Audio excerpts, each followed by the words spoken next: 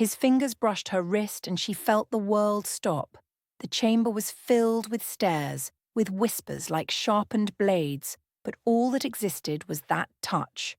Warm, firm, impossible to ignore. He pulled her closer and in his eyes, she saw something that made her tremble deep inside.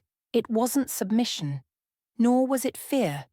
It was a silent challenge, a promise veiled in mystery, and she knew, in that suspended instant between breath and chaos, that she had made a masterful mistake in thinking she could possess him. Before we dive into this story, leave a comment with a rating from 1 to 10 and tell us which city you're tuning in from. May this moment bring reflection and emotion to your heart. The dust still danced in the air when he appeared. He made no fuss, announced his arrival with neither drums nor wind-tattered banners. He was simply there, standing at the edge of the domain, as if he had sprung from the dry, cracked earth that separated her territory from the forgotten world beyond. Late afternoon shadows stretched long and distorted, and the golden light of the setting sun painted everything in shades of amber and bronze. Commander Evelyn Miller saw him first. She was high atop the stone rampart, mentally reviewing supplies that needed recounting, when her eyes caught the movement, a solitary silhouette against the orange horizon of dusk. The wind carried the scent of salt and scorched earth, mingled with the aroma of spices from the inner kitchens, and along with it, something more. Something different. Something that made the hairs on the back of her neck prickle with a primitive alert she couldn't explain. She squinted, trying to discern more details through the heat haze still rising from the ground even with the sun dipping low. It was definitely a man, alone with no visible mount, which meant he had come on foot across the desert. No one did that. No one who wanted to live. She descended the worn stone steps with firm strides, her heavy cloak trailing behind her like a living shadow. The servants stepped back as she passed, lowering their eyes with automatic reverence. No one questioned her movements. No one dared. The main gate creaked open with a deep groan, and she passed through the stone arch without hesitation. Her guards followed in, silence, hands on their sword hilts, but she raised a hand. They stopped. She continued alone. He didn't move as she approached. He remained where he stood, his eyes fixed on her with a calm that bordered on disinterest. He was tall, broad-shouldered beneath a simple worn tunic. He had no visible weapons. He carried no baggage. Just that presence, dense, heavy, impossible to ignore. She stopped 3 paces from him, close enough to feel the warmth emanating from his body, far enough to maintain control. "You are in protected territory," she said, her voice sharp as glass, "without permission, without invitation." He stared back in silence. His eyes were dark, deep as ancient wells, and held something she couldn't name. There was no open defiance there, nor submission. Just a calm observation, as if he were studying her every detail, cataloguing, assessing. It irritated her. "I asked what you are doing here," she repeated, taking a step forward, invading his space. "Passing through," he finally replied. His voice was deep, hoarse, as if rarely used. "Just passing through." "No one just passes through here." She crossed her arms, feeling the weight of the stairs from the ramparts. People watched them. They expected a decision. They expected her to act as she always did, with firmness, without hesitation. This territory has laws, rules, and you broke them by crossing the border. He didn't respond. He just kept looking at her, and something in that gaze made her feel a strange pang in her chest. It wasn't intimidation. It was something more subtle, something that made her want to understand, unravel, possess. "You belong to me," she said, the words slipping out before she could think. But she didn't regret it. It was the truth. The moment he stepped onto her lands, he became hers. That was the law. You accepted that when you entered here. A muscle twitched in his jaw. For a second she thought he might recoil, protest, challenge. But he did none of those things. He merely tilted his head slightly, an almost imperceptible gesture that could be interpreted as agreement, or as something else entirely.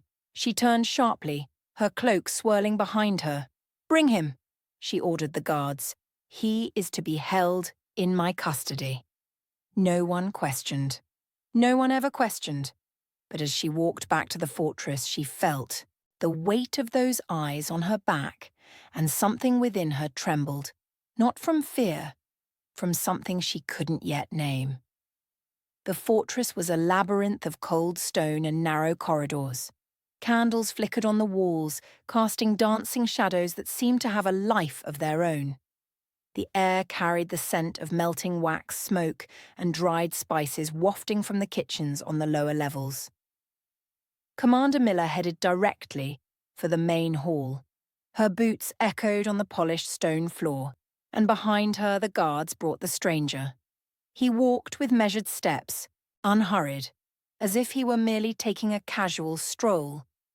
He didn't appear apprehensive. He didn't appear anything. It irritated her even more.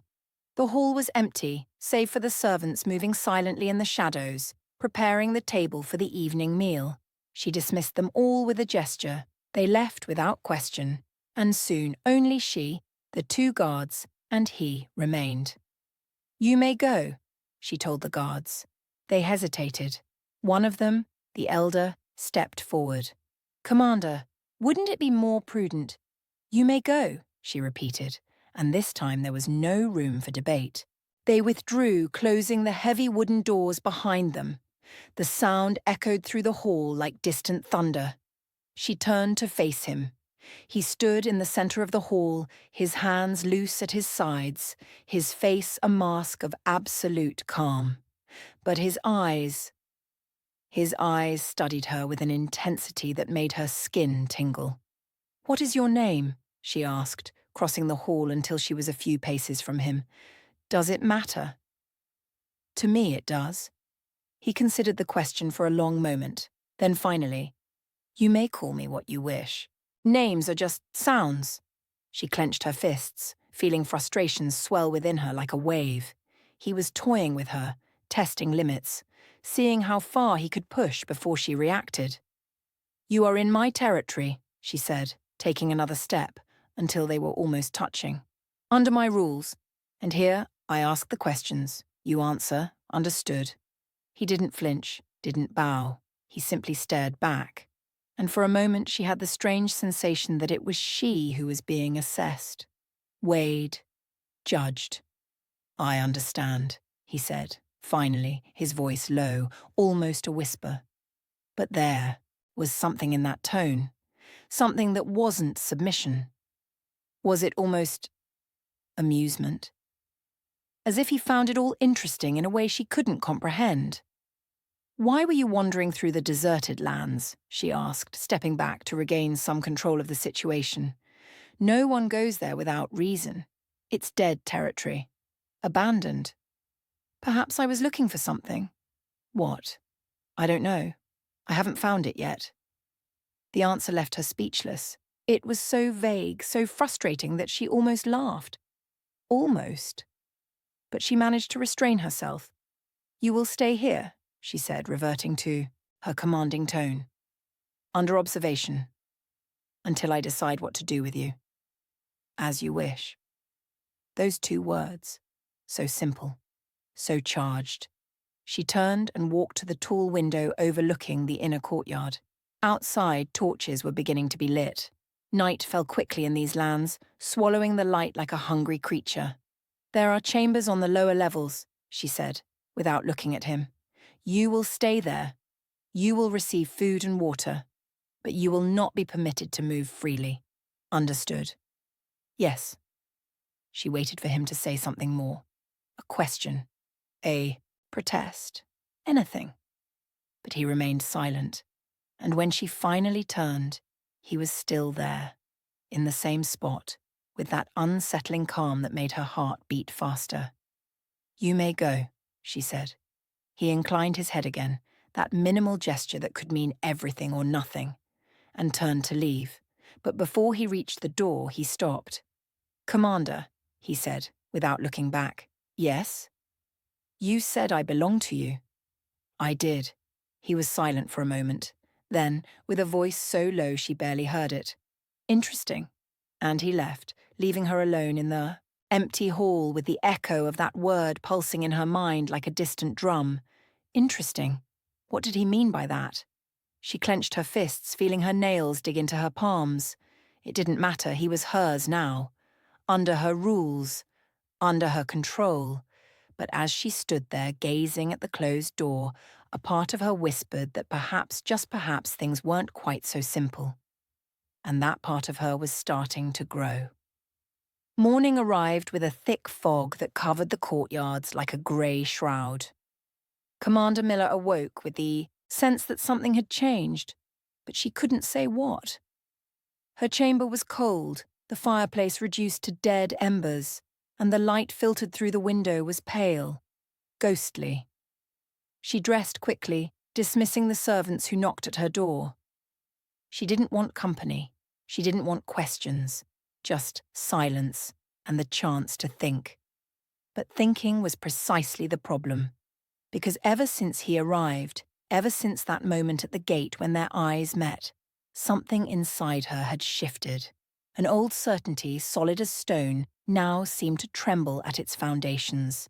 She was the commander, the youngest to achieve that position in generations.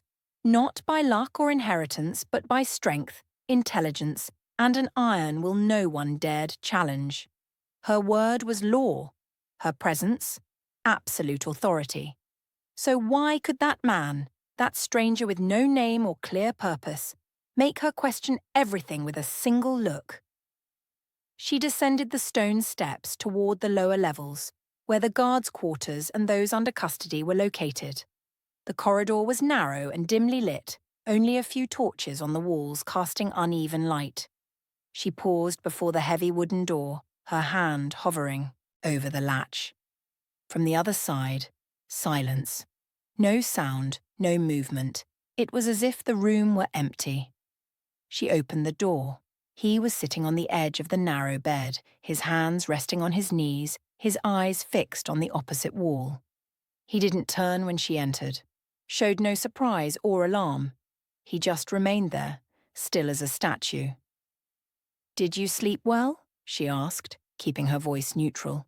"Well enough." "Did you receive food?" "Yes." "Do you need anything else?" "No." His answers were short, direct, but not rude. He simply didn't waste words. As if each one carried a weight, he measured carefully before releasing it. She stepped fully into the chamber, closing the door behind her. The space was small, and with the two of them inside, it seemed even smaller. The air grew denser, charged. "You still haven't told me your name," she said, crossing her arms. "You haven't asked me directly." "I'm asking now." He finally turned to look at her.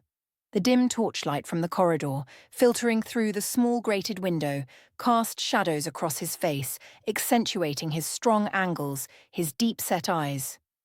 "Names hold power," he said slowly, "and power must be given, not taken." She felt the blood rush to her face. It was a veiled challenge, subtle but unmistakable. "You are in my territory," she reminded him, taking a step forward. "Under my rules. I don't ask. I command. Then command." His voice was calm, but there was something in it. A subtle provocation. An invitation for her to exert her authority more explicitly. And for a moment she felt the temptation to do just that. To force him to submit, to acknowledge who is in command. But something stopped her. A small voice, deep down, that told her if she did that, if she crossed that line, she would lose something important. Something she didn't yet fully understand. "Tell me your name," she said, but her voice came out less firm than she intended, almost like a plea. He studied her for a long moment, then with an almost imperceptible sigh. "You may call me Kyle." "Kyle." The name sounded strange in her mind, as if it were older than it should be, as if it carried stories she didn't know. Kyle, she repeated, testing the sound. Where do you come from? From far away. That's not an answer. It's the only one I can give. She clenched her fists, feeling frustration swell again. But before she could reply, they heard footsteps in the corridor, heavy, rapid, and then a knock at the door. Commander! The guard's voice was tense. We need you, now! She cast a final glance at Kyle, who had once again become motionless, his eyes fixed on the wall, as if the interruption meant nothing to him. We're not finished, she said before leaving. I know, he replied so softly she barely heard him.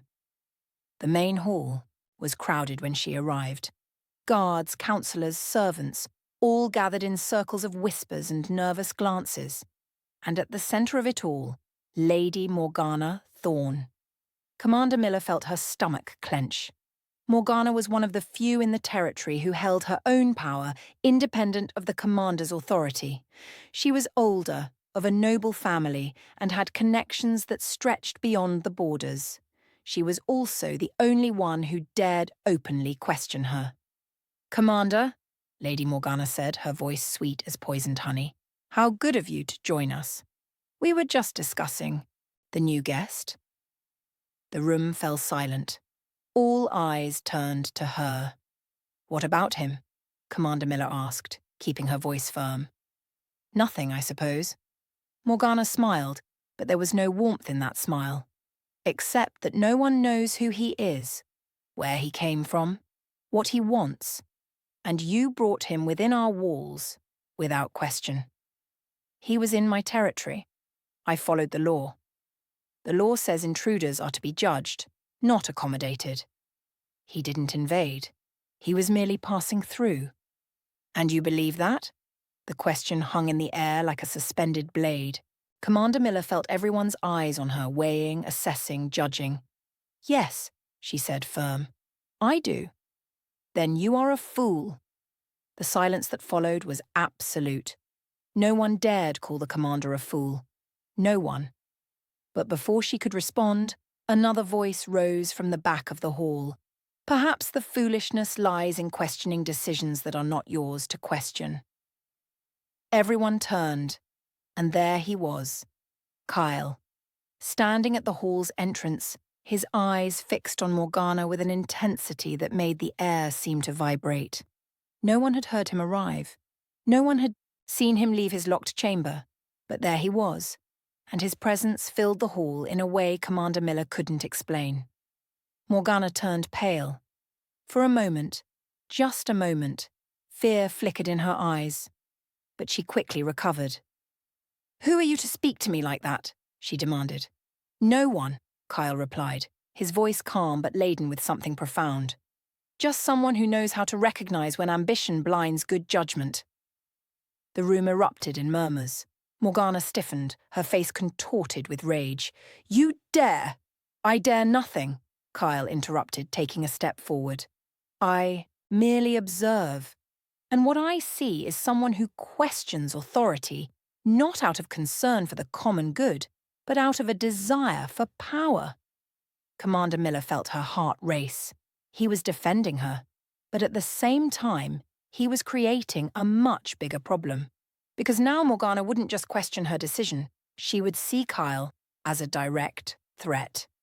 Enough, Commander Miller said, her voice cutting through the air like a whip. Everyone out, now. No one moved for a second. Then, slowly, the guards and servants began to file out. Morgana remained, her eyes burning with ill-contained hatred. This isn't over, she said softly. It never is, Commander Miller replied, meeting her gaze without flinching. Morgana departed, and soon only she and Kyle remained in the empty hall. The commander turned to him, ready to explode, but the words died in her throat when she saw his expression. There was no triumph there, no satisfaction, just that unsettling calm. Why did you do that? She asked finally. Because it needed to be done. You had no right. I know. he interrupted softly. But I saw an injustice being committed, and I cannot stand by when that happens. She studied him for a long moment, and for the first time since he arrived, she felt something beyond irritation or confusion. She felt something dangerously close to gratitude. "You just made an enemy," she said. "I know." "And you don't care?" He shrugged, a small, almost imperceptible gesture. "Enemies always appear. What matters is how we deal with them."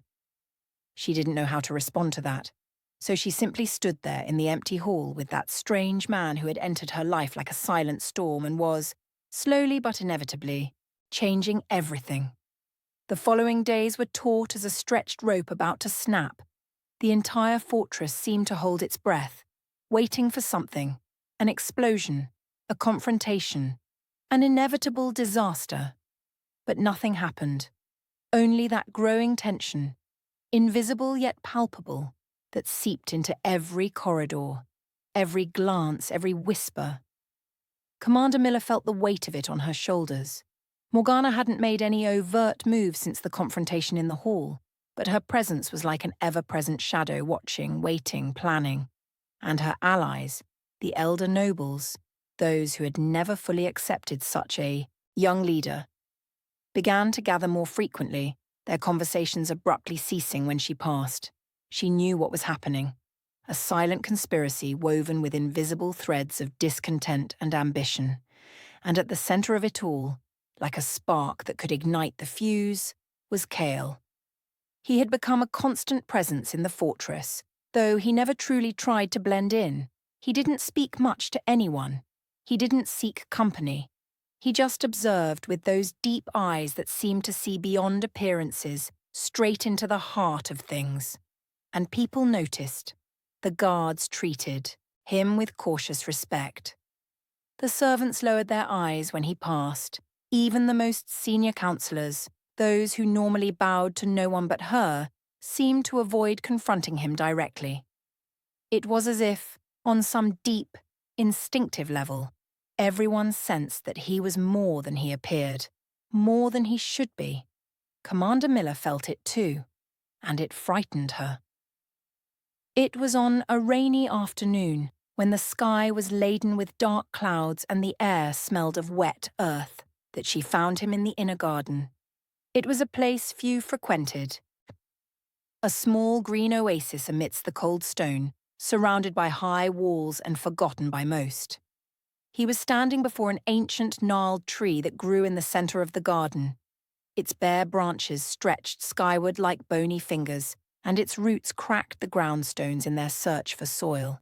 "It's old," he said without turning, as if he knew she was there.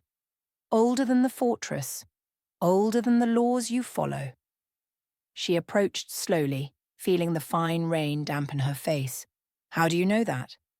"Because it has that wisdom." He touched the tree's trunk carefully, almost reverently. "Only time gives that kind of knowledge. Roots so deep, branches that have seen generations come and go." "It's just a tree." "Nothing is just something." He finally turned to look at her. "Everything has a story. Everything has a purpose. Even you?" A faint, almost sad smile touched his lips. "Especially me." She wanted to ask what he meant by that, but something stopped her. Perhaps the fear that, if she knew, everything would change in a way she couldn't undo. "Lady Morgana is planning something," she said instead, changing the subject. "I can feel it. She's gathering allies, building forces." "I know." "And you're not concerned?" "Why would I be?" "Because you are part of the reason she's doing this." The commander took another step closer, frustration bleeding into her voice. "Your presence here has destabilized everything. People are restless, questioning, and she's using that." "Good." "Good?" She stared at him, incredulous. "How can that be good?" "Because it means things were broken before I arrived." He stared back at her, and there was an intensity in those eyes that made her forget to breathe for a moment. "You feel it too, don't you? The rot in the foundations. The fear disguised as loyalty, the ambition hidden behind courteous smiles. She wanted to deny it, wanted to say he was wrong, that her leadership was solid, that everything was under control. But she couldn't, because he was right, and deep down she had always known. "What do you want from me?" she asked, and her voice came out smaller than she intended, almost vulnerable. "Nothing you're unwilling to give." "That's not an answer." "It's the only honest answer I can give." He touched her face, just a light brush of his fingers on her cheek, and she felt her entire body respond to that touch. "You said I belong to you. But perhaps the question is, are you ready for what that possession truly means?" She pulled his hand away, her heart pounding. "You speak in riddles. Because the truth cannot always be told directly. Sometimes it needs to be discovered. Enough." She took a step back, creating distance between them. "No more games. If you have something to say it clearly." He studied her for a long moment. Then he nodded, as if he had come to a decision. "Very well. Clarity." He crossed his arms, his posture subtly shifting, becoming more imposing. "Your leadership is in peril, not because you are weak, but because the structures that support it are rotten. Morgana is merely a symptom. The real problem is deeper. And you know what that problem is?" "Yes." "Then tell me." "Fear." The word dropped between them like a stone in still water. Everyone here lives in fear. Fear of losing power. Fear of showing weakness. Fear of trusting. And that fear is corroding everything from the inside out. She wanted to protest, but couldn't. Because again, he was right. She saw it every day. In the furtive glances, in the fragile alliances, in the way people moved through the fortress, like players in a deadly game where one mistake could cost everything. "And you?" she asked, trying to turn the tables. "You're not afraid of anything?" "I am." The admission surprised her. "But I've learned that fear isn't an enemy. It's just a signal. A compass pointing to what truly matters." "And what matters to you?" He hesitated, and for the first time since he arrived, she saw a crack in his armor, a brief but real vulnerability. "Purpose," he said finally, "and perhaps connection, with something greater, with someone who understands." His eyes met hers, and in that moment Commander Miller felt something shift between them. A bridge forming, fragile but real, across the chasm that separated them. Before she could speak, a scream echoed through the fortress, loud, desperate, full of terror. They ran. The main courtyard was in chaos. Guards ran in all directions, servants hid in the shadows, and at the center of it all, a figure lay fallen on the stone ground. Commander Miller pushed her way through the crowd, her heart in her throat. And when she finally saw who it was, her blood ran cold. It was Lyra, one of the youngest servants. Just a girl, really, no more than 15 years old. She lay on the ground, her body trembling, her eyes wide with terror. "What happened?" Commander Miller demanded, kneeling beside her. I saw..." Lyra could barely speak, her words broken between sobs. "In the barn. There was blood. So much blood." Commander Miller felt her stomach churn. She looked at her guards. "Has anyone checked?" "I've already sent 2 men," the captain replied. "They should be back any moment." They didn't have to wait long. The 2 guards came running back, their faces pale, and their expressions said it all. "Commander," one of them said, his voice strained, "you need to see this." She rose, ready to go, but a hand touched her arm. "Kyle." He held her firmly, his eyes fixed on hers. "Let me go first," he said, low. "Why?" "Because if it's what I think it is, you shouldn't see it alone." There was something in his voice, a gravity that made her hesitate, but only for a moment. "We'll go together," she decided. He nodded, and together they followed the guards to the barn at the back of the fortress. The smell hit them first. Copper and decomposition. Sweet and nauseating. The commander covered her nose and mouth, fighting against the nausea. Inside the barn, in the shadows between the bales of hay, was the body, or what remained of it. One of the fortress's veteran guards, a man named Theron. But he was barely recognizable. Something had attacked him with savage violence, tearing, dismembering, until little remained but blood and horror.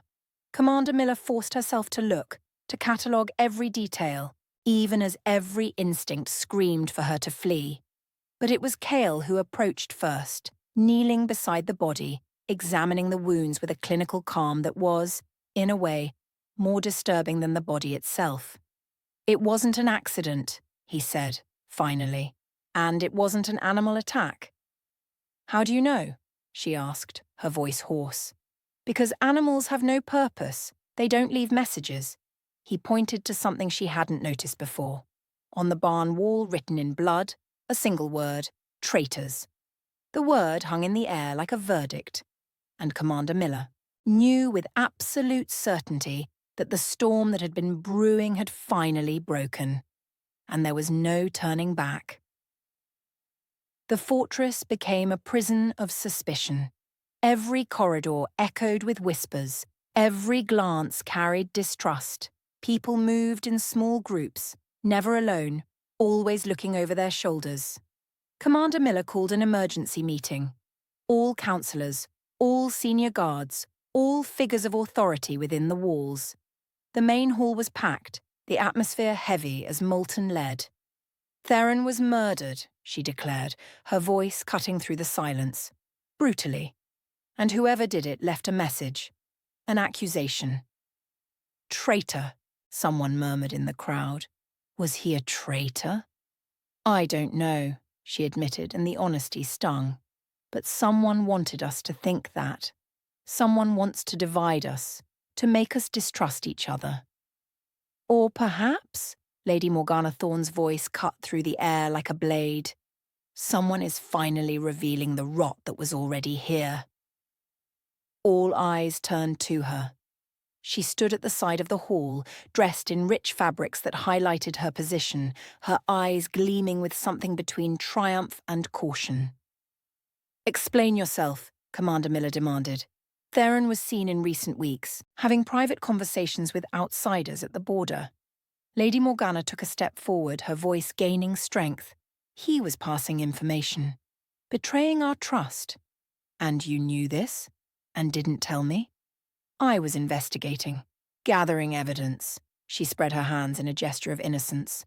"I didn't want to make accusations without being certain." "How convenient," Kyle said, his voice low but clear. "To discover evidence right after the accused is dead and cannot defend himself." Lady Morgana turned to him, her eyes flashing. "And you, outsider, what authority do you have to question anything here?" "The authority of someone who recognizes manipulation when he sees it." He didn't move, but his presence seemed to fill the entire hall. "You orchestrated this, the murder, the message, all designed to create precisely this situation." The silence that followed was absolute. No one breathed, no one moved.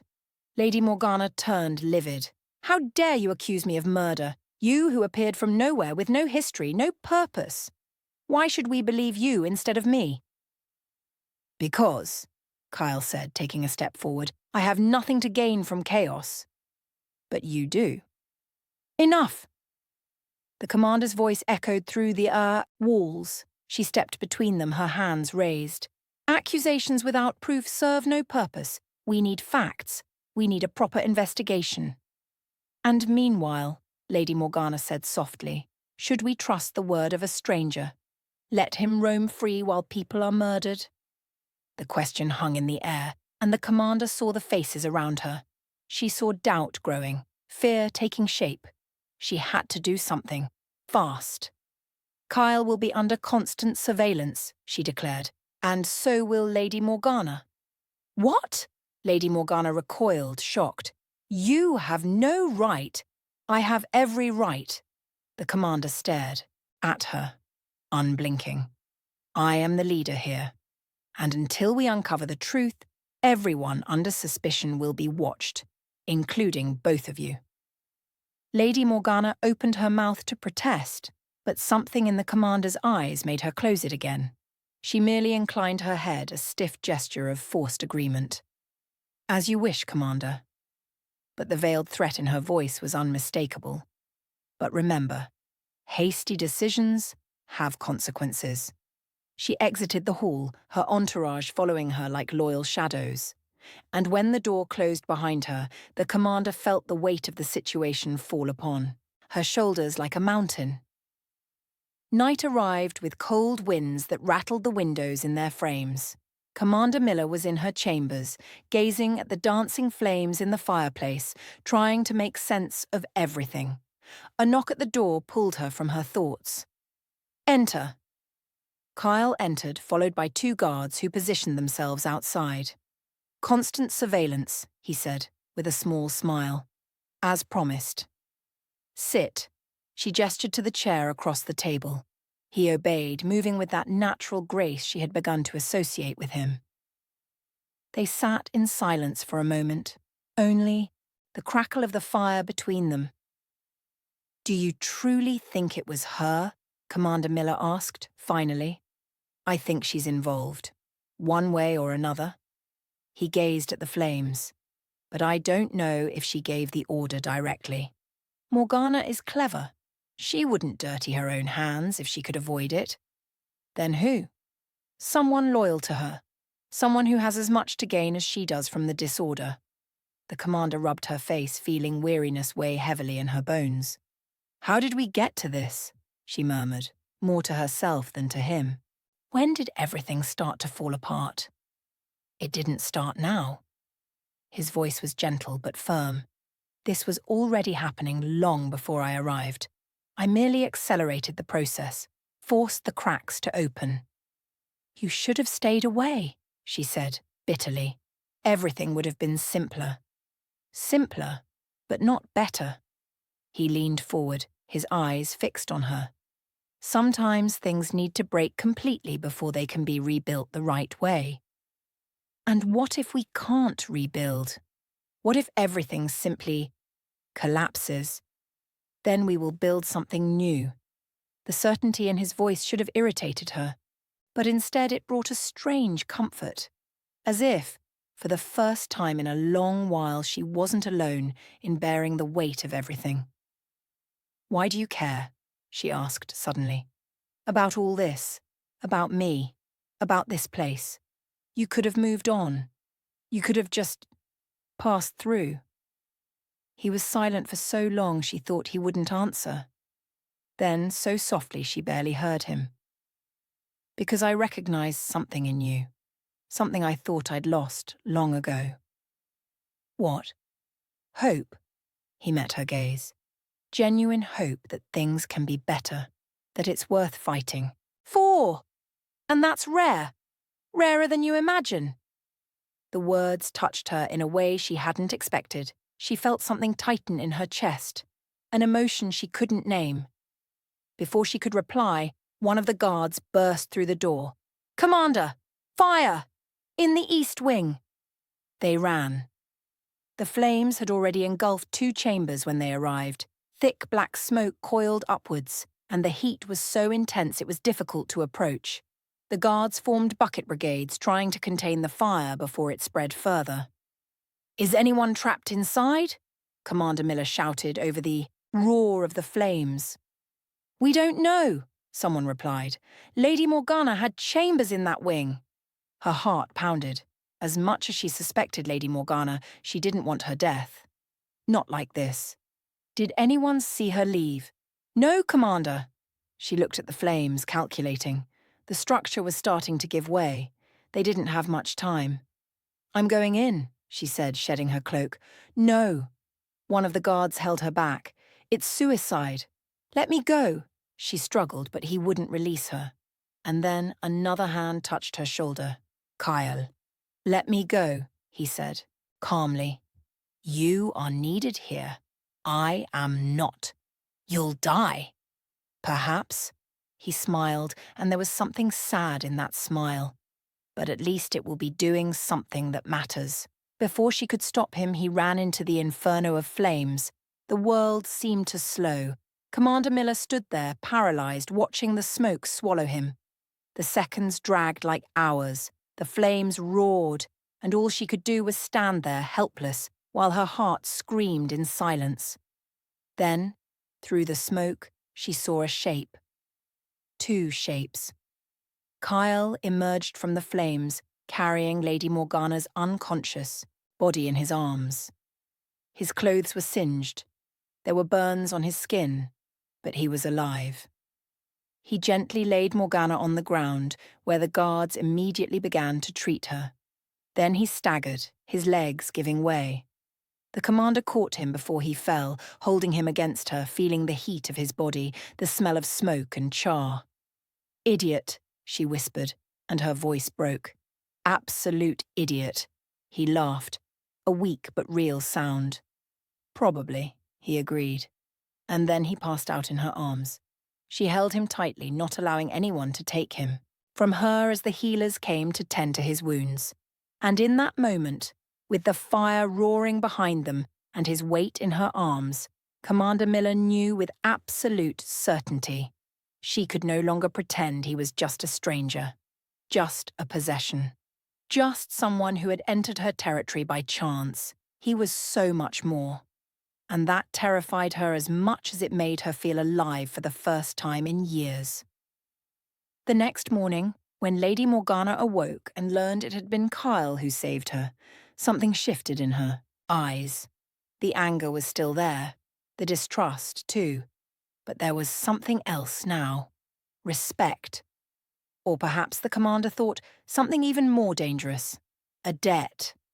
And everyone knew that debts could be as deadly as daggers. The following days brought a fragile truce. The fire had been contained, wounds were being treated, and the investigation into both the murder and the arson continued without clear conclusions. But something had changed in the fortress's dynamic, subtle but undeniable. Kyle recovered slowly. The burns were severe but not fatal, and the healers said he had impressive resilience. Commander Miller visited him every day, bringing news, reports, sometimes just shared silence. It was during one of these visits that Lady Morgana appeared. The commander was sitting beside Kyle's bed, reviewing documents, when she heard footsteps in the corridor. She looked up and saw Lady Morgana's elegant figure standing at the door, hesitant in a way that was completely uncharacteristic of her. "May I enter?" Lady Morgana asked, her voice oddly formal. The commander looked at Kyle, who was awake but quiet. He merely nodded slightly. "Enter." Lady Morgana crossed the chamber with measured steps, stopping at the foot of the bed. For a long moment no one spoke. The tension was palpable, like glass about to shatter. "I came to thank you," Lady Morgana said, finally the words coming out with difficulty, as if each one cost a piece of her pride. "You saved my life. You risked your own to pull me from that inferno. And I—" She paused, swallowing hard. "I was wrong about you." Kyle studied her for a moment. Then, with a voice hoarse from the burns on his throat, "You were protecting what is yours. There is no shame in that.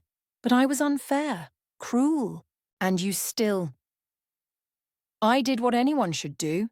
He tried to sit up, wincing in pain but refusing aid. "Life has value, always, regardless of who possesses it." Lady Morgana was silent, processing those words. The commander saw the conflict on her face, pride battling gratitude, suspicion against nascent respect. "The fire," Lady Morgana said suddenly. "It wasn't an accident." "We know," the commander replied, "but we have no proof of who started it." "I have suspicions." Lady Morgana looked at her directly. "And I think you do too. The same ones who killed Theron. The same ones who want to destabilize your leadership." "Your allies?" Lady Morgana gave a bitter smile. "I thought they were. But perhaps I was just a convenient tool.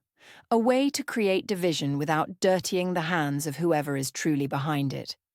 And who would that be?" "I don't know yet," but I will find out. She looked at Kyle again. And when I do, you will know. As payment for the debt, you owe me nothing. I owe you my life. And that is not something I take lightly. Lady Morgana turned to leave but stopped at the door. Commander, may I have a word? In private? The commander exchanged a glance with Kyle, who merely nodded. She followed Lady Morgana into the corridor. Once they were alone, Lady Morgana spoke softly. He is not who you think he is. Explain. I don't know exactly who he is, but I sense it. There is power in him. The kind that doesn't come from training or physical strength. It comes from something deeper. Older. Lady Morgana stared at her with intensity. You said he belonged to you, but are you certain it's not the other way around? The words hit the commander like a punch to the gut. Because deep down she had thought the same thing, felt the same thing. But hearing it said aloud made it real in a way that terrified her. Why are you telling me this? Because despite our differences, you are a good leader. And good leaders need honest allies, not false friends who whisper lies. Lady Morgana gave a small smile. Consider this part of my debt's payment. Truth. However uncomfortable. And with that, she was gone, leaving the commander alone in the cold corridor with thoughts that swirled like a storm. That night. The commander couldn't sleep. She lay awake, staring at the ceiling, as Lady Morgana's words echoed in her mind. Are you certain it's not the other way around? She had said Kyle belonged to her, had claimed possession of him the moment he crossed her borders. But the truth was, ever since then, it had been she who felt increasingly tied to him, as if somehow he had woven invisible threads around her, pulling her closer each day.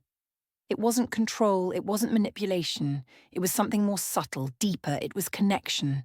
She rose, donning only a light robe over her nightclothes, and left her chambers. The night guards nodded respectfully as she passed, but didn't question her. They knew she sometimes roamed the fortress at night, when thoughts were too heavy to allow rest. Her feet carried her, almost against her will, to the chamber where Kyle was recovering. The door was ajar, and soft candlelight spilled from the gap. She pushed the door open slowly. He was awake, sitting on the bed with his back against the wall, gazing out the small window at the night sky. Can't sleep? He asked, without looking at her. How? Did you know it was me? I recognized your footsteps. He finally turned, and in the candlelight, she could see the bandages covering parts of his torso and arms. Every person has their own rhythm. Yours is like firm music, determined, but with a note of melancholy. She stepped fully inside, closing the door behind her. Melancholy? Every leader carries that. The weight of decisions, of responsibilities, of the lives that depend on them. He gently patted the bed beside him. Sit. She hesitated only a moment before obeying. They sat together in silence, shoulders almost touching, gazing out the window at the distant stars. Lady Morgana said something today, the commander began, breaking the silence, about you, about who you truly are. And what did she say? That there's power in you, something ancient, something more. Kyle didn't respond immediately. He just kept looking at the stars as if gathering his thoughts or perhaps courage. She's not wrong, he said finally. The commander's heart raced. Then who are you? Truly. Someone who has made mistakes. Someone who carries a burden. He looked at his own hands, turning them over as if seeing something in them she couldn't. Someone who tried to run from a destiny and found that some things cannot be left behind. They follow us. They define us. No matter how far we run. That's not an answer. It's the only one I can give right now. He finally looked at her, and the intensity in his eyes made her forget to breathe.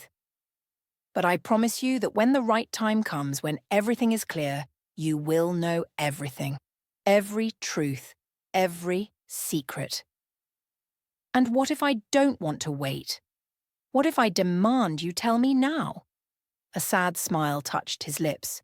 Then I would say you have every right to demand. But I would also say that some truths change everything, and once spoken, they cannot be undone. He touched her face softly, his thumb tracing the line of her cheek. Are you ready for that? For everything to change? She wanted to say yes, wanted to be strong enough, brave enough.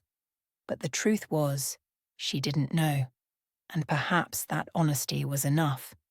I don't know, she whispered. Then we wait. He let his hand fall but didn't pull away. Together, until you know.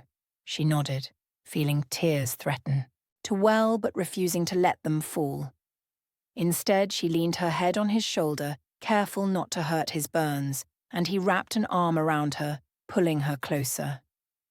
They stayed like that for hours, until sleep finally found them, two solitary beings finding solace in each other, while the world around them continued its chaotic dance.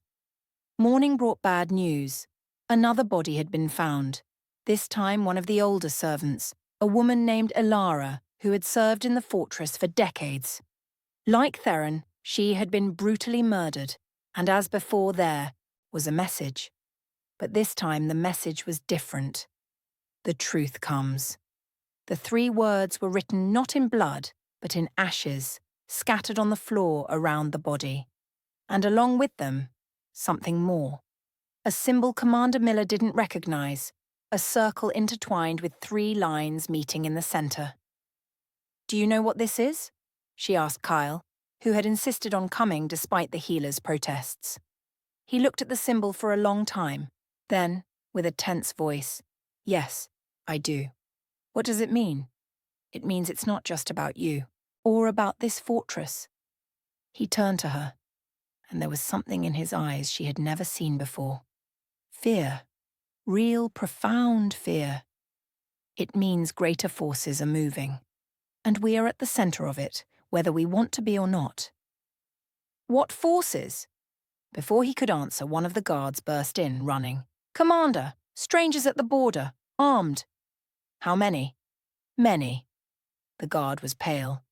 And they carry banners, royal banners. The commander felt her blood run cold. Royal banners meant only one thing, supreme authority. Someone with power that transcended hers. Someone who could change everything with a single word.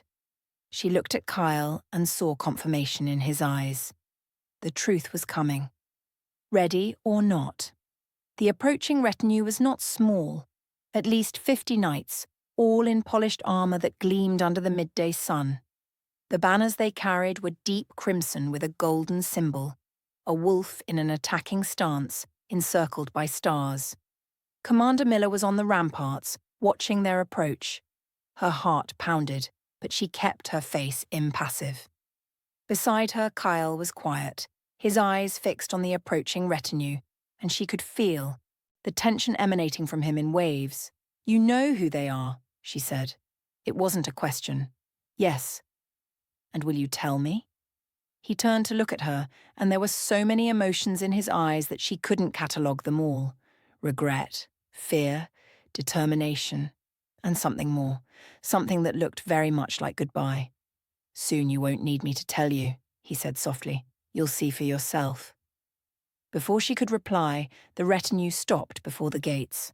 A man dismounted, tall, broad-shouldered, with an authority evident in every movement. His armor was more elaborate than the others, and he wore no helm, revealing a face marked by scars and years of battle. Open the gates, his voice boomed, deep and commanding. In the name of the High King, I demand entrance. The commander felt all eyes turn to her. The decision was hers. It always had been. But for the first time, she felt utterly lost. Open them, Kyle said so low only she heard. To refuse would be war, and you are not ready for that. And you are. He didn't answer. He just looked at her with those deep eyes. And she saw the answer there. Yes, he was, but he didn't want to be. She gave the signal. The gates began to open, the groan of wood and metal echoing like a verdict. The main hall had never seemed so small, with all the knights inside along with her own guards and councillors. The space was cramped, suffocating. Commander Miller was in her usual place on the simple stone throne atop the dais.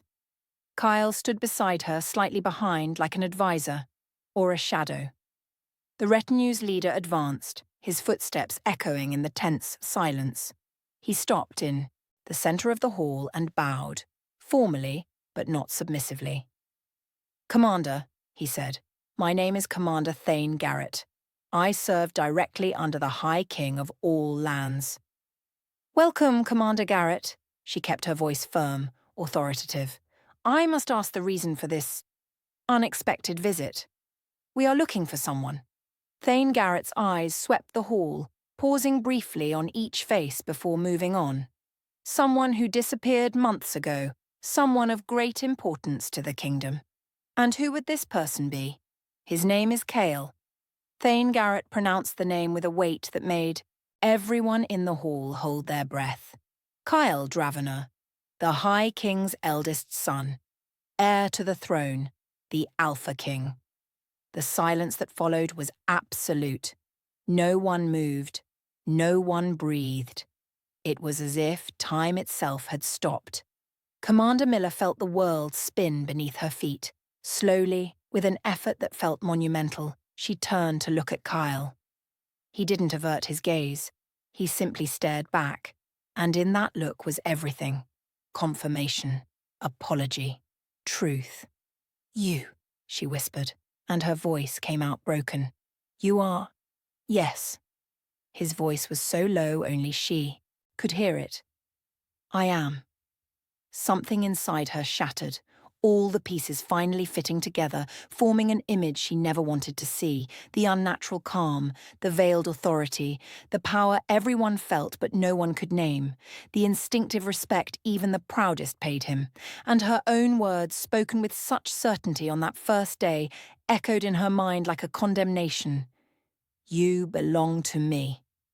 She had said that, to him, to the heir of the throne, to the Alpha King, as if he were a possession, a property, something she could claim as her own. Humiliation burned through her like fire. "Commander?" Thane Garrett's voice cut through her thoughts. "The man beside you, is he the one we seek?" She wanted to deny it, wanted to say no, that they were mistaken, that there was some error, but she couldn't. Not when the truth was right there, so obvious now that she wondered how she hadn't seen it before. "Yes," she said, and the word came out like ash on her tongue. "It is he." The hall erupted in murmurs. Lady Morgana, who stood among the councillors, turned deathly pale. The guards exchanged glances, uncertain, as they processed the information. Thane Garrett took a step forward but stopped when Kyle raised a hand. "Commander Garrett," Cale said, his voice subtly changing, gaining an authority that wasn't there before, or perhaps it had always been, merely restrained. "I will go with you, but first there are things that need to be said. Your Highness, your father is concerned. He ordered—" "I know what he ordered." Kyle's tone made it clear he would not brook arguments. "But there are matters here that need resolution, debts that need to be paid, and I will not depart until they are." Thane Garrett hesitated, then bowed his head in respect. "As you wish, Your Highness." Cale turned to the commander. She couldn't look at him. Couldn't. Because if she did, if she saw compassion in his eyes, or worse, pity, she would shatter completely. "Commander," he said softly, "may I speak with you? In private?" She wanted to refuse, wanted to scream, cast him out, erase every trace of him from her life. But she couldn't. Not in front of everyone, not when her authority was already so fragile. "Very well." She rose, every movement stiff, controlled. "Everyone except the Prince leave." The order was absolute. Even Thane Garrett and his knights obeyed, though reluctantly. Soon the hall was empty, only she and Kyle remaining. The silence weighed like lead. You lied, she said finally, still not looking at him. All this time. I never lied. I simply didn't tell the whole truth. It's the same thing. No, it's not. He took a step toward her but stopped when she recoiled. If I had told you who I was on the first day, you would have treated me differently. You would have been polite, formal, but not honest. And I needed honesty. I needed to see this place, these people as they truly are, not as they would be if they knew the High King's son was observing. So we were… What? An experiment? No. His voice was firm, but there was pain in it. You were real. This fortress, these people, the problems here, all real and important. More important than you imagine. And me? Finally she faced him and saw that there were tears in her eyes, but she refused to let them fall. Was I real? Or just another piece in your game? The pain that crossed his face was like a knife wound. You were the most real thing I've found in years, he said, with an intensity that made her tremble. Everything here, the connection, the feelings, the way you challenged me, questioned me, made me feel alive again. All real. More real than anything at court. More real than all the power and authority I carry. But not real enough to tell me the truth. I was going to tell you. I was waiting for the right moment. When you were ready. When you could hear it without it changing everything. It would have changed anyway.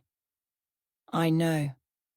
He ran a hand through his hair, a gesture of frustration so human it almost made her forget who he truly was.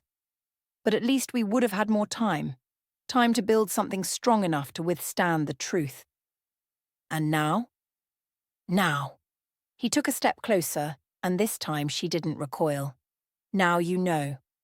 And I need you to understand. Nothing I felt has changed. Nothing we shared was false. The title, the position, the power. They are just ornaments. Deep down, I am still the man you met. The man you… He stopped, the words dying. That I what? She asked, challenging him to finish. That you began to know. Perhaps even to… trust.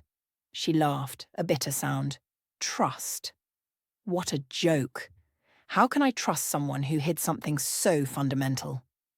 Because, he touched her face, gently forcing her to look at him, deep down, you know my reasons were just. You know that if I had told you the truth, everything would be different, and different isn't always better. She wanted to hate him, wanted to push his hand away, send him off, erase every trace of him from her life. But she couldn't. Because, God forgive her, he was right. If she had known from the start, it would have been different. And perhaps worse. You're leaving, she said. It wasn't a question. I have to go. My father needs me. The kingdom needs me. But his hand was still on her face, his thumb tracing her cheek in a gentle caress. But this doesn't mean it's the end. What else could it be? It could be a beginning. His eyes gleamed with an intensity that made her forget to breathe. You said I belonged to you. Perhaps you were right from the start. Perhaps I belong here, with you. And perhaps when everything is settled, when the storms pass, perhaps we can find a way to make that real. You are the heir to the throne. I am merely a commander of a remote fortress. Our worlds don't mix. Then we will change the worlds. He smiled, and there was hope in that smile. Hope and promise. Together. She wanted to believe, wanted to so badly it ached. But reality was cruel and relentless. Go, she said, pulling away from his touch. Your duty awaits you. And you? I will stay here, doing my duty, as I always have. He studied her for a long moment. Then he nodded slowly. Very well. But know this. It is not over. Not while I still breathe. And with that, he turned and left the hall, leaving her alone with the echoes of his words and the crushing weight of what could have been. The days following Kyle's departure were the darkest Commander Miller had known. not for the absence of light or warmth, but for his absence. It was as if a part of herself had left with that retinue, leaving only a resonant void in its place. The fortress gradually returned to normal. Investigations into the murders continued, and with Lady Morgana Thorne's unlikely help, they discovered it had been one of the younger guards, someone Lady Morgana had inadvertently influenced with her rhetoric against strangers, and who had acted on his own, taking things to an extreme she hadn't even intended. He was tried and banished, his weapons publicly broken in a ritual of dishonor. Lady Morgana, for her part, had changed. The revelation of who Kyle truly was had shaken her profoundly. She approached the commander not with submission but with genuine respect.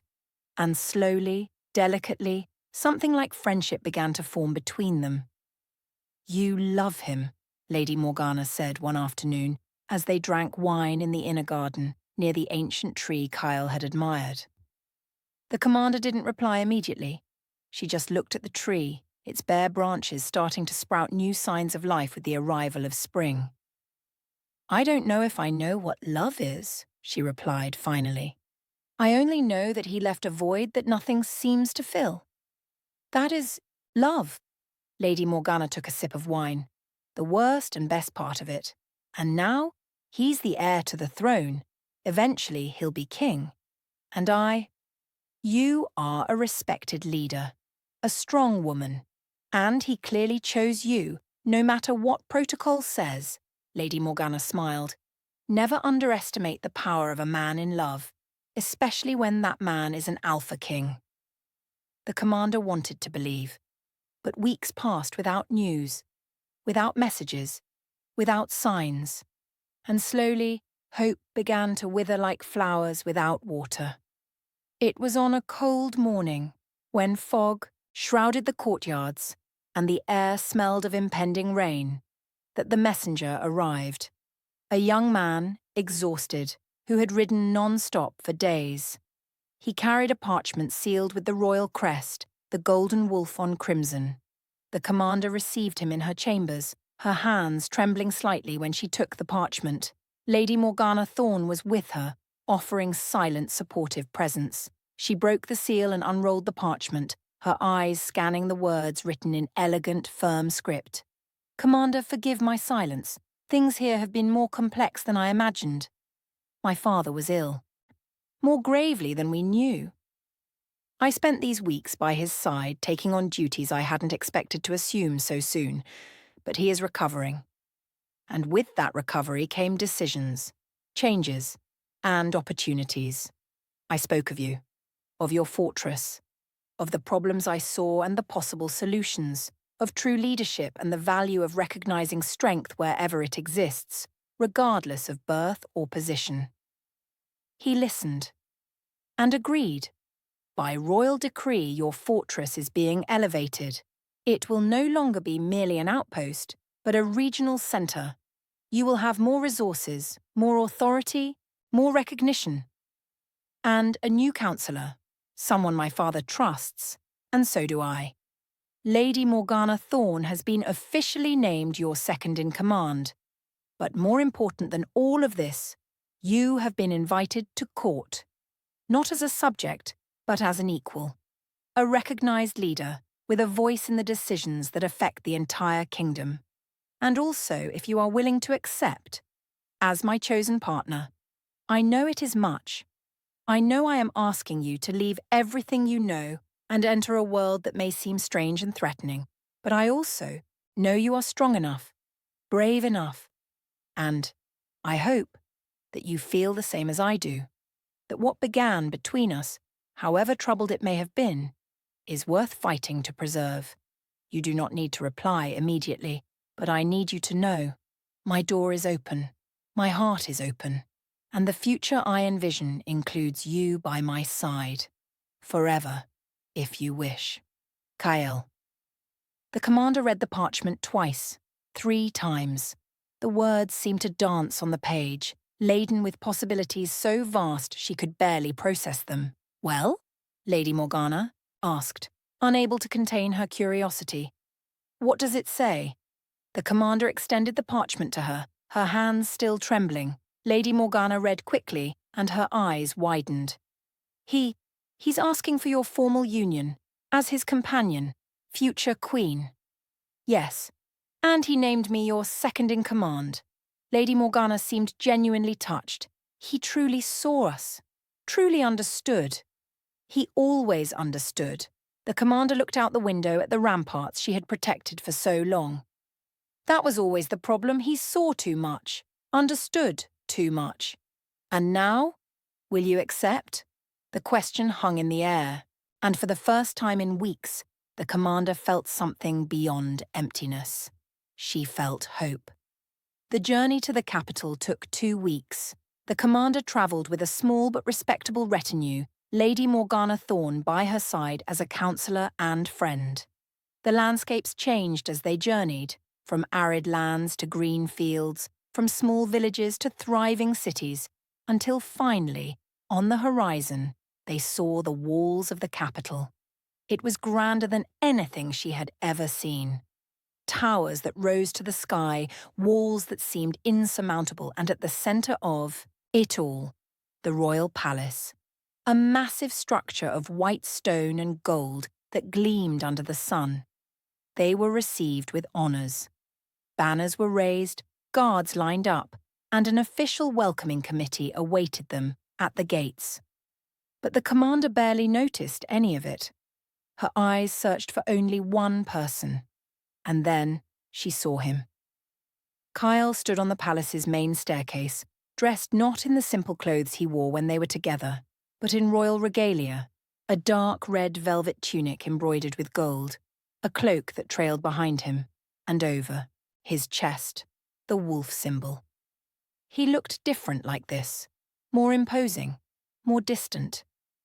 But when their eyes met, everything else disappeared, and she saw in him the same man she had come to know, the one who had saved Lady Morgana from the fire, who had sat with her on silent nights, who had touched her face with tenderness and promises.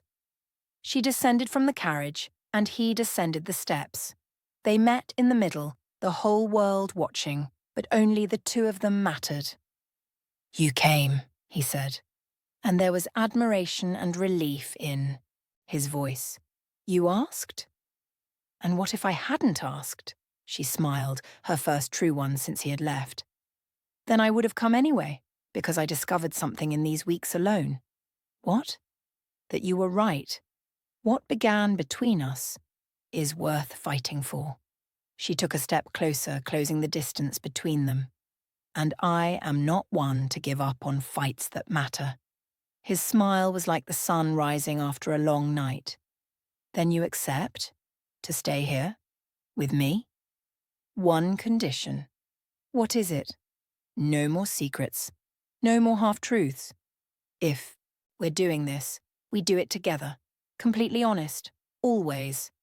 "Always," he agreed. And then, before the entire court, before all the nobles and guards and servants, he knelt before her. "Commander, you who once claimed me as yours, now I claim you as mine. My partner, my equal, my choice, and if you accept, my future queen." The silence that followed was absolute, and then slowly she extended her hand. "Raise me," she said softly, "because where we go together, neither of us kneels to the other. We stand side by side." He took her hand and rose, and the smile on his face was brighter than all the gold in the palace. "Side by side," he repeated, "forever." And then, under the gaze of hundreds, he pulled her into an embrace, and she felt the entire weight of the past weeks, all the pain and loneliness and doubt, finally dissolve. Because she was home, not in a place, but in a person. The months that followed were transformative. The commander, now officially recognized as lady of her domain and chosen companion to the heir, worked tirelessly to bring about changes not only for her fortress, but for the entire kingdom. With Kale by her side, they implemented reforms, heard grievances, settled ancient disputes. And slowly, the kingdom began to change. to see that true leadership came not just from birth, but from character, from choices, from the courage to do what was right, even when difficult. Lady Morgana visited frequently, bringing news from the fortress and offering counsel when needed.